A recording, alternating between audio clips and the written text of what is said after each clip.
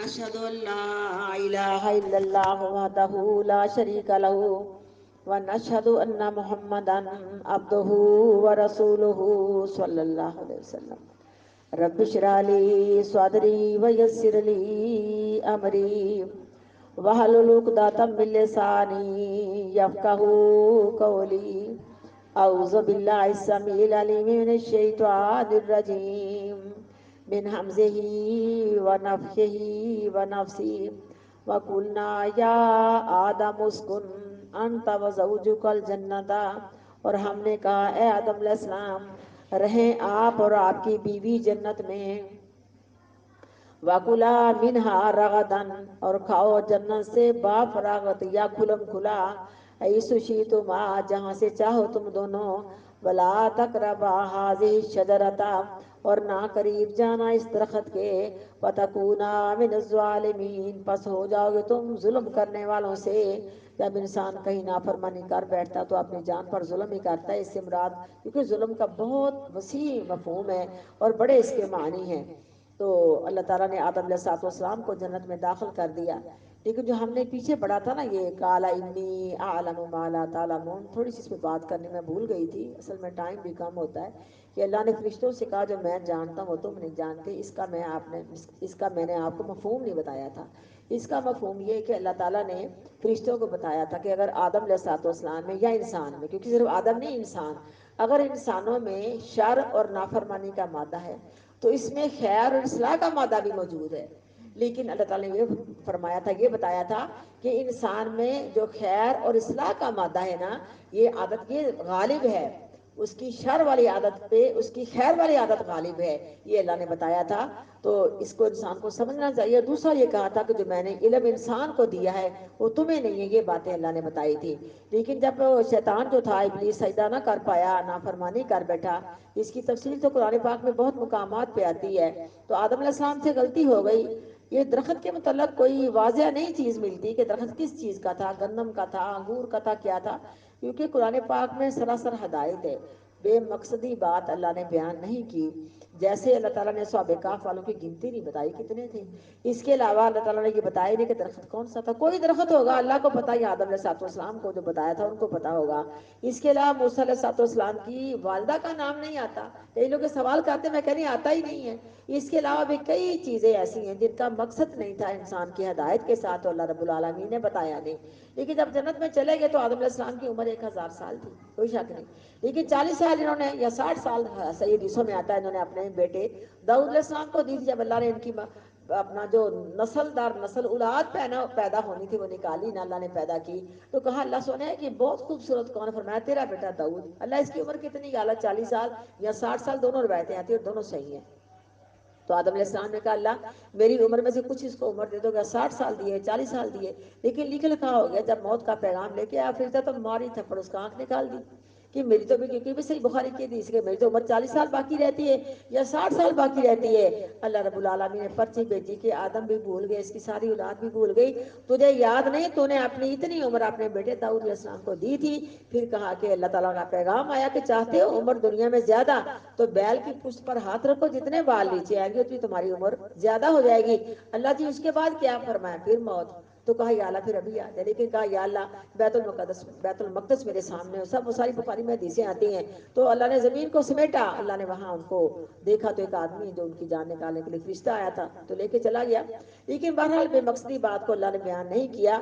غلطی آدم علیہ السلام سے بھی ہوئی، شرمندہ ہوئے، زمین پہ اتار دیے گئے، اللہ کا مقصد تھا کہ انسان کی، کیونکہ انسان کی اور شیطان کی آپس میں جنگ شروع ہو گئی، محاذر آئی، دشمنی شروع ہو گئی، یہ دشمنی کا مقام جنت میں نہیں، جنت کے متعلق اللہ کا فیصلہ کہ جنت میں جانے سے پہلے دل کی قدورتیں، سینے کا غصہ، حسد، ہر چیز نکال کے صاف ستھرا کر کے اللہ تعالیٰ اپنے بندے کو جنت میں داخلہ دیں گے، لیکن دشمنی بن گئی۔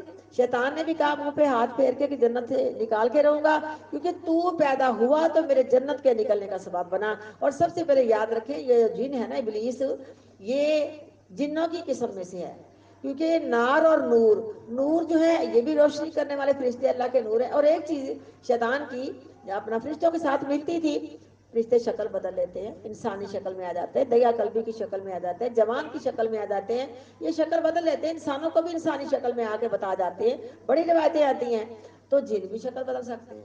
یہ کرتے کرتے سانپ بن جائے, فٹ بال بن جائے, آندھی بن جائے, جو مرضی بن جائے, میرے اللہ نے ان کو اختیار دیا ہوا. ٹھیک ہے, تو یہ جو فرشتے تھے وہ نور سے تھے اور شیطان نار سے. نار کے اندر شدت یعنی بھڑکنے والی آگ شدت ہوتی ہے اور تکبر ہوتا ہے, اور نور میں ٹھنڈک ہوتی ہے اللہ کے فرشتوں میں.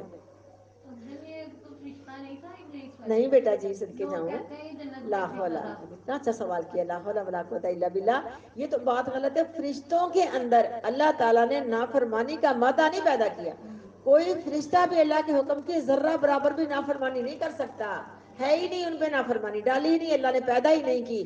یہ جنوں میں سے ایک جن تھا, لیکن یہ چھوٹا بچہ تھا, عبادت بڑی کرتا تھا. یہ شروع ہی سے فرشتوں میں گھل مل جاتا, چڑھ جاتا آسمان پہ. کیونکہ جن, میں نے ان سے پوچھا کہ تم اگر مکے جانا ہو تو کہتے ہیں ہم زور کی نماز پاکستان میں پڑھے, عصر کی نماز جا مکے پڑھتے ہیں. اتنی ان کی رفتار, ہوائی جہاز اتنی ان کی رفتار ہو گئی نا, ان کی رفتار بڑی تیز ہے. تو عبادت کی وجہ سے, عبادت کے شوق کی وجہ سے اس نے فرشتوں کے ساتھ رہنا سہنا شروع کر دیا. جب فرشتوں کے ساتھ رہنا سہنا شروع کر دیا تو جنت میں بھی چلا گیا, باہر بھی نکل آیا, مستقل اس کا معمول تھا. لیکن دیکھو نا, اس کے اندر شر تھی, اس کے اندر تکبر کا مادہ تھا. ہم کہتے ہیں اللہ سونیا, ہم حدیث پڑھتے کہ جنت میں جانے سے اتنا فرق رہ جائے تو انسان جہنم میں چلا جاتا. یہ کیسے؟ طبیعت کے اندر نفاق ہے, طبیعت میں ریاکاری ہے, طبیعت میں تکبر ہے. آپ کو کیسے پتا چلے گا؟ کسی معاملے کے اندر چل بھی جائے گا. جب انسان کی طبیعت میں یہ بری عادتیں پائی جائیں تو انسان کا مرنا کفر پہ ہو سکتا ہے, ممکنات میں سے ہے. جب طبیعت میں عاجزی انکساری ہے, نیکی کرنے کا مادہ ہے اور گناہ پہ توبہ کرنے کا ارادہ ہے, تو گناہ ہو بھی جائے تو اللہ اس کو ضرور توفیق دیتے ہیں. اتنا فرق جہنم میں جانے سے رہ جائے, سو خون کرنے والا جنتی بن جاتا, یہاں اعتقاد رکھیں. لیکن یہ فرشتوں کے ساتھ رہنے والا بن گیا, رہتا تھا, باتیں کرتا تھا. لیکن جب اللہ تعالیٰ نے آدم علیہ السلام کو بنایا تو یہ تکبر میں آ گیا کہ انا خیر منہ خلقتنی من نار و خلقتہ من طین. جب یہ کلمہ بولا تو میری بیٹیوں, اللہ نے فرمایا کہ یہ حکم میرا تھا, آدم علیہ السلام کا نہیں تھا. کیونکہ آدم علیہ السلام کو علم میں فوقیت ملی, اور اگر خیر کا ارادہ, اصلاح کا ارادہ جو تھا, مادہ تھا, وہ غالب تھا. تو دیکھو نا, یہ کیسی بات ہے کہ اختیار بھی دے دیا گیا, سب کچھ دے دیا گیا. انسان کی اپنی جان میں جان لینے, قسم کھا کے اس نے کہا کہ میں چاروں طرف سے انسان کو دے دوں گا. خود غالباً ابراہیمی الفاظ آتے ہیں, آگے سے آؤں گا, پیچھے سے آؤں گا, دائیں سے آؤں گا, بائیں سے آؤں گا, ہر طرف آ کے کوئی نیا ہی سبز باغ دکھاتا ہے اور اپنے پیچھے چل. کیونکہ اس شیطان نے جب کہا تھا کہ تیری پیدائش میرا جنت سے نکلنے کا سبب بنی, اب میں تجھ کو جنت سے نکال کے چھوڑوں گا, قسمیں اس نے کھائیں. تو آئے دن آدم علیہ السلام کے پاس آتا ہے اور کہتا ہے کہ تو اگر درخت کا پھل ہے تو ہماری اپنی مرضی. میرا عقیدہ ہے کہ جو قسمیں کھاتا ہے زیادہ وہ ہوتا ہی جھوٹا ہے. جو سچا ہوتا ہے نا, اس کو قسم کھانے کی نوبت نہیں آتی. اس نے اپنے کردار کی وجہ سے اپنی سچائی لوگوں کے سامنے رکھی ہوتی ہے, لوگ اس کو سچا مانتے ہیں. پاک پہ لوگے تو مستقل جنت میں رہنے والے بن جاؤ گے. میری پیاری بیٹیوں کو 1 2 3 4 مرتبہ آدم علیہ السلام کے پاس نہیں آیا تھا, بلکہ آدم علیہ السلام کی 40 سال یا 60 سال کم 1000 سال عمر تھی. اللہ قرآن میں کہتے ہیں کہ میں نے آدم علیہ السلام کو جان بوجھ کے اپنے حکم کی خلاف ورزی کرنے والا نہیں پایا, لیکن شیطان نے اتنا ورگلایا, اتنا ورگلایا. میرے بیٹا, بعض دفعہ ہمیں کوئی نعوذ باللہ, اللہ نہ کرے, وہ ورگلانے والا ہو تو جب زیادہ مرتبہ وہ کہتا ہے نا تو ہم کہتے ہیں یہ سچا ہے, حالانکہ سچا نہیں ہوتا, حالانکہ سچا نہیں ہوتا. تو ایسا اس نے کیا. جب بار بار تسبیح پکڑی, بڑا نیک بزرگ ہے. ایک عورت کہتی, باجی مجھے خواب میں نے ایک بزرگ ملے ہیں, اس کا تخت پانی پر تھا. میں نے کہا رک جا, وہ بزرگ نہیں تھے, وہ شیطان تھا. حدیث پاک میں آتا ہے شیطان کا جو تخت ہے نا وہ سمندر کے اوپر ہے, اور سارا دن وہ برائیاں کرواتا ہے اپنی سمجھو کہ جماعت سے. لیکن بہرحال جب اس نے اکثر اوقات آ کے کہنا ہے, اکثر اوقات یہ باتیں کہنی ہے, تو ذہن سازی کر لی آدم علیہ السلام کی, اور لمبا عرصہ گزرنے کی وجہ سے آدم علیہ السلام کو اللہ کا وعدہ ہی بھول گیا کہ میں نے درخت کا پھل نہیں کھانا. لیکن جب کھایا تو جنتی لباس اتر گیا, پریشان ہوئے, شرمندہ ہوئے. بڑا سورۃ اعراف کے اندر بھی غالباً واقعہ آتا ہے, درخت کے پتے اتار کے اپنے جسموں کو ڈھانپنے لگے. پھر پتا چلا یہ عورت ہے اور میں مرد ہوں. اور جو ابلیس تھا یہ تکبر میں آیا. تو جب آدم علیہ السلام کو اللہ نے نکال دیا تو زمین پہ ان کی محاذرائی شروع آگے آئے گا کہ دونوں کی آپس میں دشمنیاں بن گئیں. لیکن جنت کے درخت کا اللہ نے نام نہیں لیا, لیکن جو اللہ تعالیٰ کا ایک منصوبہ تھا, اللہ تعالیٰ کا ایک قانون تھا کہ دیکھو نا, اللہ نے آدم علیہ السلام کو جنت دکھائی اور نبی کریم صلی اللہ علیہ وسلم معراج کی رات دیکھ کے آئے. जन्नत भी और जहन्नम भी। जब जन्नत को देख के तो आपने हमारा जिस तरह कि मैं जानता हूँ तुम जान लो, तुम दुनिया के सारे काम काज छोड़ के सारी सारी रात तुम खड़े होके बातें करो, तुम्हें अपनी बीवियों के साथ सोना भूल जाए और तुम अलग हो के सब लोगों से अपना अल्लाह की बातें करो, तुम्हारे जिस्म पे ये मोटा मोटा मांस ना आए, तुम्हारा कभी वजन ना ज्यादा हो, तुम्हारा कभी गोश्त ना चढ़ जाए, इतनी बेफिक्री का। तो आका अलैहिस्सलाम देख के आए थे, आदम अलैहिस्सलाम तो सलाम जन्नत में रहे बसे। ये जन्नत वही है जो अब भी तैयार है, सातों आसमानों के ऊपर है, उसकी कैफियत को जानने वाला रब रहमान है, हम नहीं कह सकते कुछ भी। लेकिन जन्नत तैयार है, उसकी नेमतें तैयार है और बिल्कुल सजी बनी हुई है। तभी तो सही मुस्लिम की हदीस है कि रोजाना कहती कि अल्लाह मैं तैयार हो चुकी हूँ, मेरे अंदर आने वाले मेरे मकीनों को लाओ, अल्लाह मैं उदास हूँ उनको लाओ, और हम दुनिया के अंदर फंसे वो तो हमारे लिए दुआ कर रही है जन्नत। तो बहरहाल आदम अलैहिस्सलाम भी जमीन पे उतार दिए गए और शैतान इब्लीस को पहले धत्कार दिया गया था, अब इनकी महाजाराई जमीन पे शुरू हो जाती है। लेकिन दरख्त के मतलब कुछ भी नहीं है कि दरख्त कौन सा था, अल्लाह ताला खूब जानता है। वकुलना या आदम उस्कुन अंत व ज़ौजुकल जन्नता, और कहा हमने आदम अलैहिस्सलाम रह तो और तेरी बीवी जन्नत में, वकुला मिनहा रगदन हैसु शि'तुमा, और खाओ इसमें से बाफरागत जहाँ से चाहो तुम दोनों, वला तकरबा हाज़िही शजरता, और ना करीब जाना इस दरख्त के, फतकूना मिनज़ ज़ालिमीन, बस हो जाओगे तुम अपनी जानों पर जुल्म करने वाले। फाज़ल्लाहुम शैतानु, पस फिसला दिया उन दोनों को। कहते हैं ना कि ना अम्मा हवा होती और ना आदम अलैहिस्सलाम अल्लाह की नाफरमानी करते, अम्मा हवा को सिखाया पढ़ाया, औरतें वैसे शैतान के पीछे लगती है तो मैं मानती हूँ ठीक है, लेकिन अम्मा हवा ने आदम अलैहिस्सलाम को कह के इस दरख्त का फल खिलाया, झूठी है, तस्निया का सीगा बोला जा रहा है, ठीक है। लेकिन अम्मा हवा को अल्लाह ताला ने आदम अलैहिस्सलाम की पसली से पैदा किया था। सही बुखारी की हदीस है, अपनी बीवियों के साथ नरमी करो, अच्छा सलूक करो, अखलाक के साथ औरत अपने खामद का दिल जीत जाती है। औरत भी अपना इतना ताबेदारी का मामला करती है कि मर्द के दिल में जगह बना लेती है। लेकिन दोनों को फिसलाया है, दोनों को खिलाया है। यहाँ भी आके औरतों की इंसल्ट होती है और कहते हैं आई तुझसे मिंगी पसली दिया, ये अल्लाह की तखलीक है। लेकिन बेटा कभी सोचे तमाम पैगंबरों की माएँ औरतें थी कि जिन थी? औरतें थी ना। इन औरतों की गोदों में पैगंबर पैदा किए मेरे अल्लाह ने, सलफ सालेहीन पैदा किए, मुहद्दिसीन पैदा किए। लेकिन जब औरत ने अपनी जिम्मेदारी छोड़ी, अपने बच्चों की तरबियत में कोताही की, तो जो आज हमें दिन देखने पड़ रहे हैं, अल्लाह माशाअल्लाह देख रहे हैं।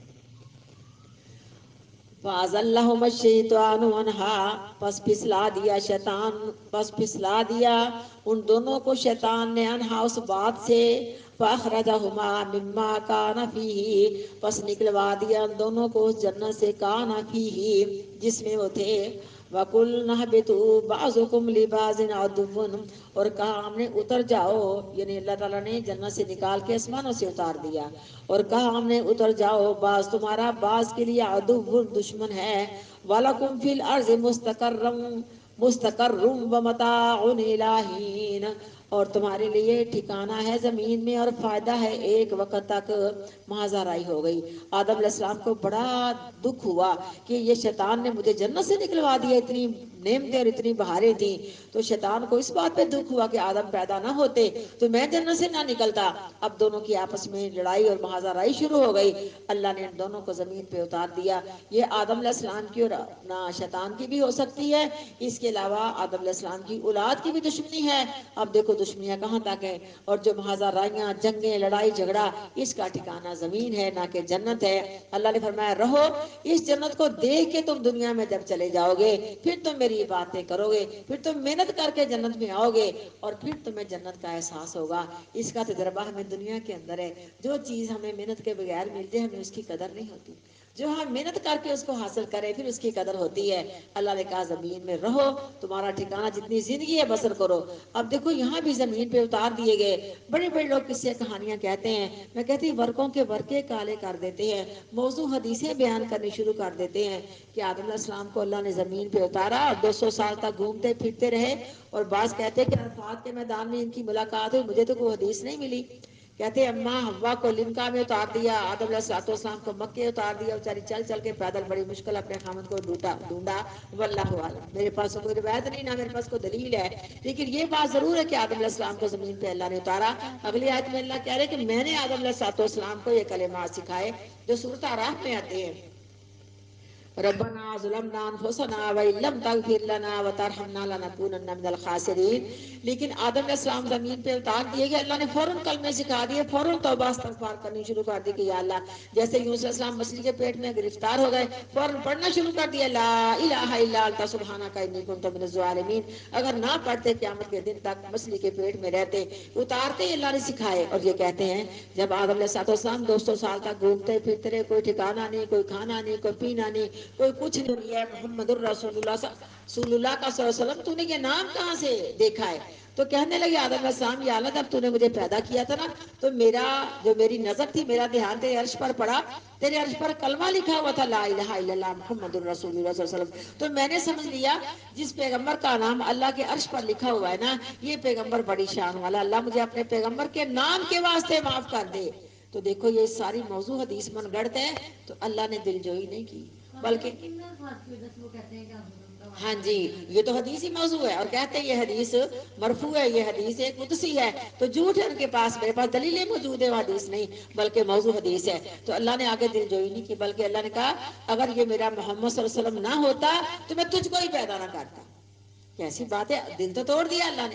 یا تو کہتے ٹھیک ہے سونے میرے آدم, اگر تو نے میرے پیغمبر کا واسطہ ڈالا تو میں قبول کر لوں گا.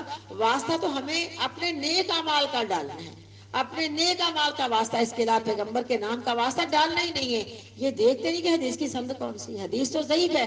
حدیث قدسی تو وہ ہوتی کہ اللہ بیان کرنے والا نبی علیہ السلام راوی ہو, یہ تو حدیث ہی موضوع ہے. اس کے بعد کہتے ہیں کہ یہ بھی کہا تھا اگر یہ محمد صلی اللہ علیہ وسلم نہ ہوتے میں اپنی ساری کائنات کو ہی پیدا نہ کرتا, یا یہ کہا میں کائنات کی کوئی چیز نہ پیدا کرتا, بات ہی بڑی غلط ہے. اللہ نے اتارا, ساتھ ہی کلمے سکھا دیے, انہوں نے توبہ کرنی شروع کر دی, کلمے پڑھنے شروع کر دیے. آدم علیہ السلام سے غلطی, انہوں نے اللہ سے معافی مانگی, اللہ نے معاف کر دیا.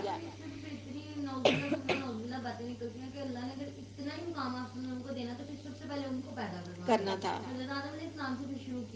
کیا, لیکن یہ ہے ہی نہیں چیز. ہر نبی کو اپنا اپنا اللہ نے مقام دیا, نبوت کے ناطے, نبوت کے عہدے کے مطابق سارے نبی برابر ہیں. لیکن کسی نبی کو اللہ تعالیٰ نے علم کے مطابق جو بھی شان عطا فرمائی, اس میں کوئی شک نہیں سب سے زیادہ شان ہمارے پیغمبر صلی اللہ علیہ وسلم کی ہے. لیکن ساری اتنے صفحہ بھرا پڑا ہے موضوع حدیثوں سے, ساری بیان نہیں کر سکتے. لیکن ہم تو اسی بات کو, جیسے انہوں نے کہا کہ اماں ابا نے پہلے دانا کھایا اور آدم علیہ السلام کو ورگ لایا کہ کھا لو بڑا مزہ آئے گا, تو انہوں نے کھایا. نہ تم ہوتی تو نہ مرد اپنی اللہ کی نافرمانی کرتے. بیچاری, ایک تو پہلے ہی بیچاری گناہ گار ہے, اور ایک ہم وہ جھوٹی باتیں اوپر سے لگا دیتے ہیں جن کا ان کے پاس کوئی ثبوت نہیں ہوتا. جب تک ہمارے پاس کوئی سند نہیں, کوئی ثبوت نہیں, یہ زبان ہلا دینی کوئی معمولی بات نہیں ہے. سب سے بڑا وہ مجرم شخص جس نے پاک پیغمبر کی کوئی جھوٹی حدیث بیان کی, آپ نے فرمایا اپنا ٹھکانہ جہنم کے اندر بنا لے. یہ سب جھوٹی موضوع حدیثیں ہیں, یہ سب کو جو کہہ رہے ہیں اپنے پاس سے کہہ رہے ہیں. فَتَلَقَّىٰ آدَمُ مِن رَّبِّهِ كَلِمَاتٍ, بس سیکھ لیے آدم علیہ السلام نے اپنے رب تبارک و تعالیٰ سے معافی کے چند کلمے. وَتَابَ عَلَيْهِ, پس رجوع کیا اللہ تعالیٰ نے آدم علیہ السلام پر, یا توبہ قبول کی اللہ تعالیٰ نے آدم علیہ السلام کی. اِنَّهُ هُوَ التَّوَّابُ الرَّحِيمُ, بے شک وہی اللہ توبہ قبول کرنے والا, رحم کرنے والا ہے. قُلْنَا اهْبِطُوا مِنْهَا جَمِيعًا, کہا ہم نے اتر جاؤ جنت سے سارے کے سارے, یعنی اماں حوا بھی اور آدم علیہ السلام بھی. فَإِمَّا يَأْتِيَنَّكُم مِّنِّي هُدًى, پس لیکن جس کے پاس آئے گی ہدایت میری طرف سے, فَمَن تَبِعَ هُدَايَ, پس جو شخص بھی پیروی کرے گا میری ہدایت کی, فَلَا خَوْفٌ عَلَيْهِمْ وَلَا هُمْ يَحْزَنُونَ, بس نہیں خوف ہوگا ان پر اور نہ وہ غمگین ہوں گے. ایسا توحید کا بندہ, توحید والا عقیدہ رکھنے والا بندہ, دنیا کے اندر بھی اتنا ڈر ہے, اس کو کسی کا بھی خوف نہیں, اس کا توکل اللہ کی ذات پہ عقیدہ اتنا مضبوط ہے, جو اللہ چاہے گا وہ ہوگا, اگر اللہ نہیں چاہے گا تو میرا کوئی بھی نقصان نہیں کر سکتے. لیکن اللہ رب العالمین کو یہ منظور تھا کہ دنیا کے اندر انسان رہے اور اس جنت کو حاصل کرنے کے لیے محنت کرے. میری بیٹیاں سردیوں کے اندر بھی محنت, تہجد کی نماز, وضو والے اعضاء درد کرتے ہیں ہم اس کو دھوتی ہیں, اور گرمیوں کے روزے بھی محنت ہے. بلکہ ہم دین میں جو بھی محنتیں کرتے ہیں اللہ نے تو اس کی قدر کی, ہم نے انشاءاللہ تعالی آخری دم تک اللہ سے دعا کی کہ یا اللہ ہمیں دین کی خدمت کا موقع دے. اللہ نے بھی ہم سے 2 کی رات ثواب کا وعدہ کیا ہے. اللہ نے کہا ہدایت آئے گی لیکن تمہیں جیسے جیسے ہدایت ملتی جائے تم نے اسی وقت ویسے ویسے پیروی کرتے جانا. یہ نہیں کہنا کہ جب ختم کر لیں گے پھر عمل کریں گے. یہ نہیں کہنا چلو بوڑھے ہو جائیں گے پھر کریں گے. پتہ نہیں بڑھاپا آنا ہے کہ نہیں. ہمیں جس وقت جہاں سے کوئی ہیرا موتی ملتا ہے ہم اس کو اپنے گلے کا ہار بنا لیں, فوراً ماننے والے بن جائیں. یہ بات اللہ کو قبول اور منظور ہے. قُلْ نَهْبِطُوا مِنْهَا جَمِيعًا, کہا ہم نے اتر جاؤ اس جنت سے سارے کے سارے. وَإِمَّا يَأْتِيَنَّكُم مِّنِّي هُدًى, بس لیکن جس کے پاس آئے گی ہدایت میری طرف سے. وَمَن تَبِعَ هُدَايَا, بس جو شخص پیروی کرے گا میری ہدایت کی. فَلَا خَوْفٌ عَلَيْهِمْ وَلَا هُمْ يَحْزَنُونَ, بس نہیں خوف ہوگا ان پر اور نہ ہی وہ غمگین ہوں گے. وَالَّذِينَ كَفَرُوا, اور وہ لوگ جنہوں نے انکار کیا اللہ کے حکموں کا. وَكَذَّبُوا بِآيَاتِنَا, اور جھٹلایا اللہ کی آیتوں کو. جھٹلانے کا مطلب کہ سنی انسنی کر دی, اگنور کر دی. ٹھیک ہے دیکھی جائے گی, بڑا مشکل دیکھی جائے گی, وقت آئے گا مان لیں گے. ابھی کھانے کا وقت, انجوائے کرنے کا, کھاؤ پیو عیش کرو, یہ جہان دیکھا وہ کس نے دیکھا. اس طرح بات سن کے سنی انسنی کر دیتے, گویا کہ انہوں نے آیتوں کا انکار کر دیا. جیسے آقا علیہ الصلوۃ والسلام قیامت والے فرمائیں گے اللہ سونیا میری امت نے اس قرآن پاک کو اپنی پشتوں کے پیچھے پھینک دیا تھا. حالانکہ قرآن کو پشتوں کے پیچھے کوئی بھی نہیں پھینک سکتا. سبھی اس کی قدر کرتے, اس کو آگے رکھتے, اس کو پیچھے بھی نہیں کرتے. لیکن میں کہتی ہوں کہ جو ہے نا معاملہ, ہم نے کہتے نہیں کہ مولانا صاحب نے ایک کپڑا پکڑا اور اس نے قرآن پاک پہ غلاف چڑھا دیا. اس نے کہا یہ کپڑے سے پردہ عورت نے کرنا تھا اور ہم نے اس کو غلاف چڑھا کے سمیٹ کے سونا کر کے الماری میں سجا دیا اور مردوں کی عقل پہ پردہ پڑ گیا. لیکن ایسا نہیں کرنا, ہم نے سمجھنا اور دیکھنا ہے اور ہمیں ہر وقت جہاں سے بھی ہدایت ملے اس پہ عمل کرنا ہے. پھر جا کے ہم دنیا میں رہنے والے کامیاب لوگ انشاءاللہ ہوں گے. وَالَّذِينَ كَفَرُوا وَكَذَّبُوا بِآيَاتِنَا, اور وہ لوگ جنہوں نے انکار کیا اللہ کے حکموں کا اور جھٹلایا انہوں نے ہماری آیتوں کو. أُولَٰئِكَ أَصْحَابُ النَّارِ, یہی لوگ آگ کے رہنے والے ہیں. ہم فیہا خالدون, وہ جہنم میں ہمیشہ ہمیشہ رہیں گے. کچھ فرشتوں کی تفصیل بتانے کا ارادہ تھا لیکن ٹائم نے ساتھ نہیں دیا. کچھ فرشتوں کے متعلق انشاءاللہ ہم کل کے لیسن میں بات کریں گے, کیونکہ فرشتوں کے متعلق بھی ہمیں تھوڑا بہت تعارف ہونا چاہیے کہ فرشتے جو ہیں ان کی کیا کیا ڈیوٹیز ہیں اور کیا کیا ان کے معاملات ہیں. انشاءاللہ اگر زندگی رہی تو کل بات کریں گے. سبحان ربک رب العزت عما یصفون وسلام علی المرسلین والحمد للہ رب العالمین. سبحانک اللہم وبحمدک نشہد ان لا الہ الا انت نستغفرک ونتوب الیک.